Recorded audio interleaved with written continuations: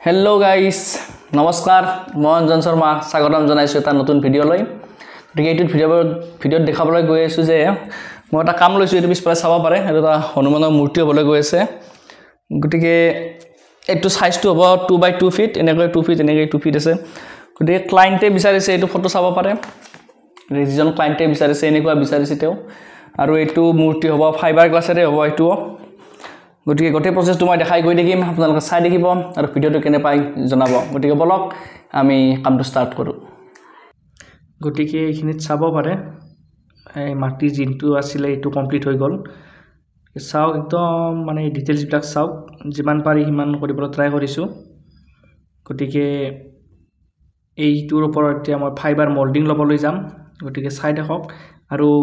এইখিনি কেনেকুৱা হৈছে বনোৱাত এইখিনি এবাৰ কমেন্ট কৰি জনাবচোন আপোনালোকে দেই গতিকে বলক এতিয়া ফাইবাৰৰ মোল্ডটো লওঁ গৈ সো ফাইবাৰৰ কামখিনি ষ্টাৰ্ট কৰাৰ আগতে এটা কাম থাকিব যে মই যেটো মূৰ্তিটোৰ সাইডখিনি আছে প্লাইউডখন সেইখিনিত মই গ্ৰিজ লগাই ল'ব লাগিব গ্ৰিজ লগোৱাৰ কাৰণ এইটোৱে যে যাতে ফাইবাৰখিনি মানে ইয়াত লাগি নধৰে পিছত উঠাবলৈ যাতে ইজি হয় গতিকে গ্ৰিজটো লগাই লওঁ যিখিনিত মানে প্লাইউডখন দেখা হৈছে সেইখিনিত গ্ৰিজখিনি লগাই ল'ম লৈ মই ফাইবাৰৰ কাম ষ্টাৰ্ট কৰিম গতিকে ফাইবাৰ ষ্টাৰ্ট কৰাৰ আগত ল'বলগীয়া মেইন সাৱধানতাটো হৈছে যে মাস্কখন নৰ্মেল মাস্কেৰে কাম একদম নচলে গতিকে মই এইখন মাস্ক অৰ্ডাৰ কৰি আনিছিলোঁ গতিকে বলক এইখন পিন্ধি লওঁ আৰু মোৰ কাম ষ্টাৰ্ট কৰোঁ গতিকে বলক মই এতিয়া ৰেডি গতিকে প্ৰথম লেয়াৰটোৰ কাৰণে মই এতিয়া ৰেজিন মিক্স কৰি আছোঁ এই ৰেজিনত মিক্স কৰিছোঁ মই কোবাল্ট গতিকে এই মিশ্ৰণটো মই ধুনীয়াকৈ মিক্স কৰি ল'ম যাতে পিছত একো প্ৰব্লেম নিদিয়ে আৰু এইটো হোৱাৰ পিছত মই সেকেন্ড লেয়াৰত মিক্স কৰিম এই ৰেজিন আৰু কোবাল্টৰ মিক্সাৰৰ লগত অলপমান চক পাউডাৰ কিমান থিকনেস লাগে ৰেজিনটো সেইটোৰ ওপৰত ডিপেন্ড কৰিব গতিকে এই মিশ্ৰণটো মই অকমান টাইম থৈ দিম যাতে বাবলছ খিনি ইয়াৰ পৰা গুচি যায় দেন মই এইটো ডাইৰেক্ট গৈ মোৰ যেটো মূৰ্তি আছে সেইটোত এপ্লাই কৰিম গতিকে এপ্লাই কৰা টাইমত যেটো হাৰ্ডনাৰ থাকিব হাৰ্ডনাৰটো ইয়াত মিক্স কৰিব লাগিব আৰু যেটো পাতল একদম লেয়াৰ এইটো ধুনীয়াকৈ মূৰ্তিটোৰ যেটো মানে বহুত ডিটেইলছ থকা জায়গাখিনিত সেইখিনিত প্ৰথমে দিম গতিকে এনেকৈ গোটেই মূৰ্তিটো কভাৰ কৰিম প্ৰথমে গতিকে চাব পাৰে ফাৰ্স্ট লেয়াৰটো মই কমপ্লিট কৰি ললো গোটেইখিনি এৰিয়া কভাৰ কৰিছোঁ যত ভাল ডিটেইল আছিল আৰু যেটো সেকেন্ড লেয়াৰ থাকিব এতিয়া সেইটো সেকেন্ড লেয়াৰত মই চক পাউডাৰ অকমান বেছিকৈ মিক্স কৰিম যাতে মিশ্ৰণটো অকমান ডাঠ হয় আৰু যিখিনি ডিটেইল থাকে কিন্তু ভালকৈ ঢাক খাব লাগিব এবাৰ গতিকে বলক এইখিনি মই লগাই লওঁ আৰু লগতে চাবলগীয়া হয় যে এইখিনি কাম বহুত ফাস্ট কৰিবলগীয়া হয় কাৰণ যেতিয়া হাৰ্ডনাৰটো ৰেজিনত মিক্স কৰা যায় বহুত ফাস্ট মানে টাইট হ'বলৈ ধৰে গতিকে এইখিনি কাম বহুত জলদি কৰিব লগা হয় গতিকে চাব পাৰে মোৰ সেকেন্ড লেয়াৰটো কমপ্লিট হৈ গ'ল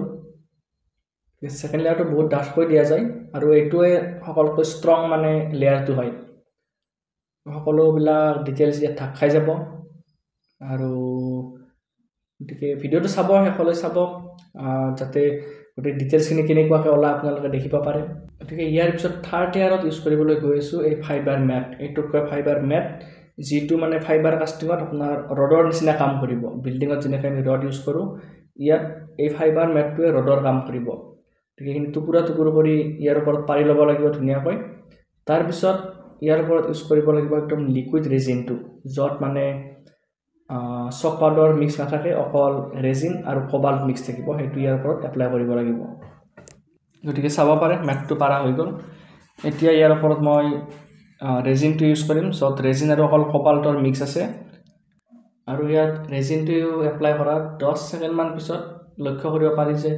এই যেটো আমাৰ ফাইবাৰ মেট আছে মেটটো ট্ৰান্সপাৰেন্ট হ'ব ধৰিছে মানে এটো ধুনীয়াকৈ লাগি গৈছে তলৰ লেয়াৰটোত তেতিয়াই গম পোৱা যায় গতিকে এইখিনি আমি গোটেই লেয়াৰটোত পাৰি ল'ব লাগিব গোটেই মূৰ্তিটো যিখিনি আছে গোটেই পাৰি ল'ব লাগিব এটা লেয়াৰে থাকিব ইয়াৰে গতিকে এইখিনি পাৰি লওঁ